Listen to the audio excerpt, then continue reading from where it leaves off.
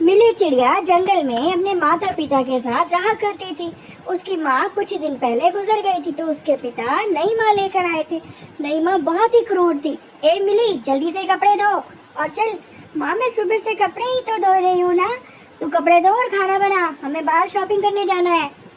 ठीक है माँ। मिली कपड़े धोकर जैसे ही काम से बाहर आई, उसकी नई माँ ने बोला, ए मिली, चल पानी भर के ला कुएं से। बहुत देर हो गई, तेरे ड्रामे नहीं खत्म हो रहे। कब से लगी हुई है, धीरे धीरे काम करती। मिली रोए जा रही थी। मेरी अपनी माँ तो ऐसी बिल्कुल भी नहीं थी। ये नई माँ कितनी क्रूर और गंदी औरत है। मैं क्या करूँ, हे भगवान जी, आप मुझे अपने पास बुला लो। तभी मिली की सौतेली बहन आई। ए मिली, मुझे खाना दे, मुझे बाहर घूमने जाना है। मिली बोली, बना रही हूँ ना मैं अभी खाना। तभी उसकी नई माँ ने आकर उसे 2-3 थप्पड़ लगा दिए। मिली रोए जा रही थी। मिली सुन, मेरी बेटी कॉलेज में भूखी चली गई, तो अपने आप को समझती क्या है। मिली को उसकी माँ ने घर से बाहर निकाला। चल निकल यहाँ से, हमारे घर से।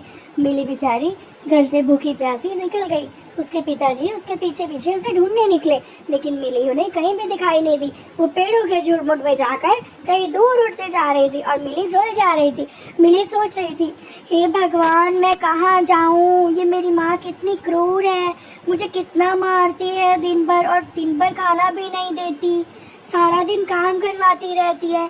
मिली रोते रोते उड़े जा रही थी। हे भगवान, काश मुझे कोई ठिकाना मिल जाए रहने का, नहीं तो बारिश तेज शुरू होने वाली है, मैं तो भीग कर बीमार हो जाऊंगी। तभी मिली एक नदी के पास आकर बैठ गई। वहां से आवाज आई, ए नन्ही चिड़िया सुनो। तो कहाँ से आवाज आ रही है, कौन बोल रहा है, मुझे कौन बुला रहा है।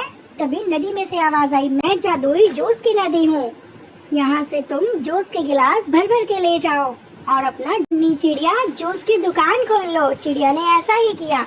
अब जूस की नदी से वह रोज जूस ले जाया करती और अपनी दुकान खोल ली, और उसका काम बहुत अच्छे से चल गया। चिड़िया दीदी, एक अनार का जूस देना मुझे।